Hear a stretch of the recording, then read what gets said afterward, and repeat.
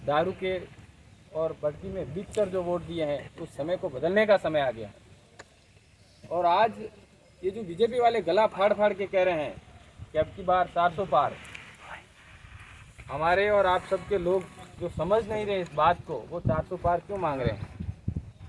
आप सब ने बीच में वीडियो देखा होगा, बीजेपी वाले प्रत्याशी ने जब फॉर्म भरा था उदयपुर में, तो उस स्टेज पर हमारे एक तो जो चुनाव लड़ने वाले ताराचंद जी, नहीं मन्नालाल जी बीजेपी के, और दूसरे आपके द्वारा इस क्षेत्र के द्वारा चुने गए हमारे माननीय मंत्री जी, दोनों बैठे हैं।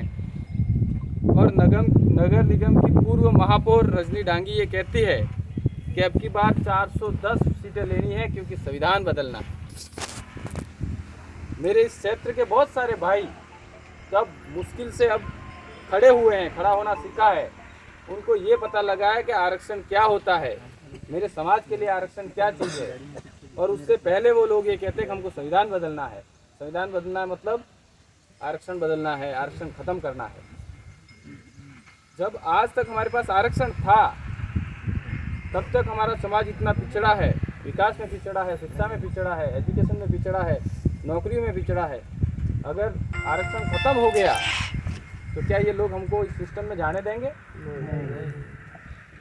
इस आरक्षण को खत्म करने के लिए इन्होंने पहला प्रयास, ये प्रयोग किया है। यहाँ पर हम इस क्षेत्र में कहते हैं 5वीं अनुसूची। 5वीं अनुसूची का मतलब यहाँ पर हर चीज़ हमारी है। 1 इंच भी जमीन गैर आदिवासी तो ठीक है, सरकार की भी नहीं है। यहाँ पर बिजनेस करने का अधिकार हमें है, यहाँ पर नौकरियों का अधिकार हमें है। और आप सब देख ही रहे हैं, हमारे जो राजनीतिक सारी सीटें वो तो रिजर्व है ही, लेकिन इन लोगों ने ये प्रयोग किया है कि एक आदमी को अलवर से लाकर यहाँ लड़ा रहे हैं। ये कह रहे हैं कि ये भी आपका आदिवासी भाई है, एसटी भाई है, और दूसरे को चित्तौड़ लोकसभा से लाकर लड़ा रहे हैं। और ये प्रयोग कर रहे हैं कि यहाँ के आदिवासी अभी भी जागरूक हुए, पहले जैसे ही मूर्ख बने हुए हैं।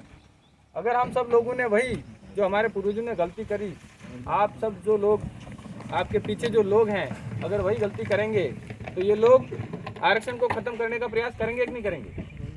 करेंगे। और साथ ही आप सब लोग मिलकर अगर इनको सबक सिखाएंगे कि हम अब शिक्षित हो गए हैं, जागरूक हो गए हैं, तो अगली बार कोई बाहर से यहाँ चुनाव लड़ना तो ठीक है, देखना भी सोचेगा। और मैंने जो कहा था 400 पार आरक्षण खत्म करने की बात, उस मंच पर हमारे मन्नालाल जी और हमारे मंत्री महोदय दोनों बैठे हैं, और पूर्व महापौर ये कह रही है कि संविधान बदलना है, और हमारे वाले दोनों गुलाम नेता तालियां बजा रहे हैं। उनको ये पता ही नहीं कि वो क्या कह रही है, हमारे आने वाली पीढ़ी के लिए कितना घातक है ये नहीं पता है।